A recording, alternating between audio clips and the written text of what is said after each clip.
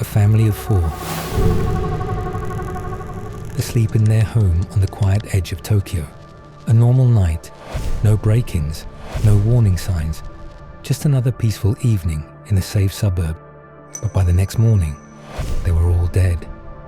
And what made this case unforgettable, what still disturbs investigators to this day, isn't just how they were killed, it's what the killer did afterward. Welcome back to Case 7, where we dive deep into the coldest, strangest, and most haunting unsolved stories from around the world. And today, we're stepping into one of Japan's darkest mysteries, the Setagaya family murders. Let's rewind to December 30th, 2000. Setagaya is a quiet, residential district just outside Tokyo, the kind of place where people walk their dogs, kids ride bikes, and nothing truly bad ever seems to happen. The Miyazawa family lived there. Mikio, the father, was 44 and worked in publishing. Yasuko, his wife, was a schoolteacher. Their daughter Nina was 8, and their son Rei was just 6. The setup of their home was unusual. They lived in a kind of duplex, sharing a wall with Yasuko's mother and sister. It backed onto a public park with a skate ramp, something Mikio had been complaining about recently. He hated the noise, wanted to move, but he never got the chance. On the morning of December 31st, Yasuko's mother noticed something strange. No one had called, no lights on.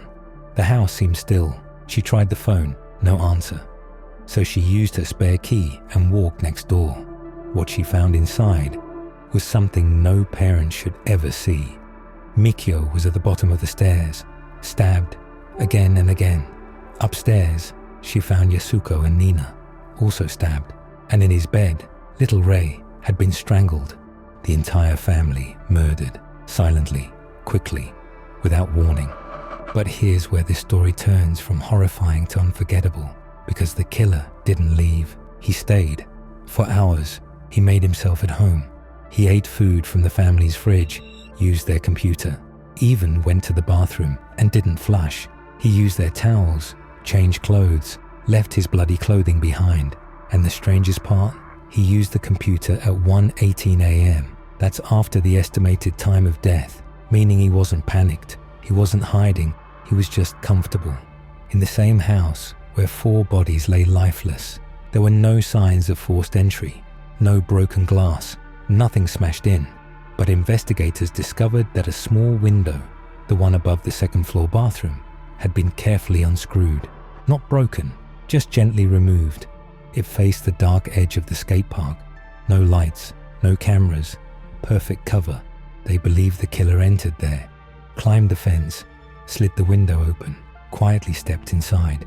They also believe Rei was murdered first to stop him from crying out. Then Yasuko and Nina upstairs. Mikio, they think, heard something. He confronted the killer. There were signs of a struggle, damage to the staircase railing. Mikio fought back, but he didn't win. And even after all that, the violence, the struggle, the blood, the killer didn't run. Instead, he went to the freezer, ate ice cream, sat at the computer, used the family's first aid kit, probably to bandage a cut he got during the fight. He even left behind his own clothing. A jacket, a shirt, a scarf, gloves. You'd think a case like this, with so much evidence, would be solved immediately. It wasn't. Let's break down what they found. There was blood everywhere, not just from the victims, but the killers. He'd cut himself, most likely during the altercation with Mikio. They had his DNA, and not just a trace, a full profile. Fingerprints too, on furniture, on doorknobs, on the keyboard, on the remote. And yet, no match. Not in Japan, not anywhere. There was even a bag left behind. Inside was sand. Investigators tested it, and it traced back to a specific skate park near Yokota Air Base, a US military installation west of Tokyo. That changed everything.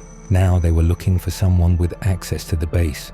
Maybe a military member, maybe a dependent. Someone with a foot in both worlds, Japanese and American.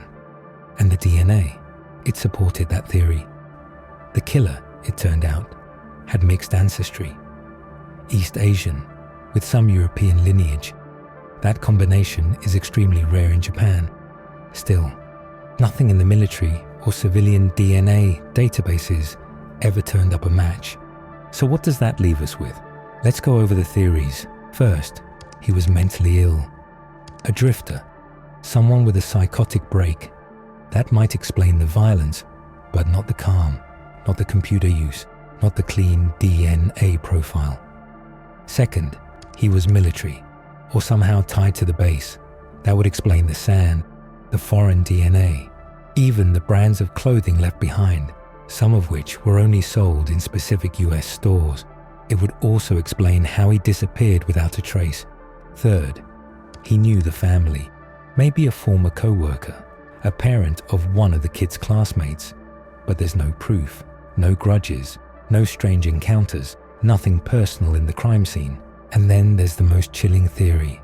This wasn't the first time. Maybe it was part of a pattern, a practice run. Maybe the killer had done this before, or would do it again. And if that's the case, how many more families could be out there, their cases still cold, unlinked? Now here's something that will stay with you. The house still stands. It's boarded up, abandoned, preserved like a crime scene in amber. Police have used it as a reference point for over 2 decades. They go back occasionally, looking for something they missed. Furniture, walls, even bloodstains, all untouched, like time stopped inside. Every year, the Tokyo Metropolitan Police reissue flyers, renew appeals to the public. The DNA gets run again. Still, no progress, no suspect, no arrest, no answers. And this is where it gets even stranger. Japan has one of the highest homicide clearance rates in the world, over 90%, some years even higher. So how, with all this evidence, did this case never get solved? Fingerprints, DNA, clothing, a full crime scene, a timeline, even foreign material, and still nothing. It's like he walked in from nowhere and disappeared back into it. Some people think the killer is dead. Others think he left Japan. Some believe he's still alive, living quietly somewhere, with a dark secret only he remembers. But whatever happened that night, it wasn't random. It wasn't ordinary. It was something colder, slower, deliberate. And if you ask the investigators who worked this case, the ones who still visit the house, who still reopen the files year after year, they'll all tell you the same thing. It's not the brutality that haunts them most. It's what the killer did after. So what do you think? Was this someone with a military connection, a calculated drifter, or a person so invisible they simply slipped through every system we've built? Drop your theory in the comments. I want to hear what you think.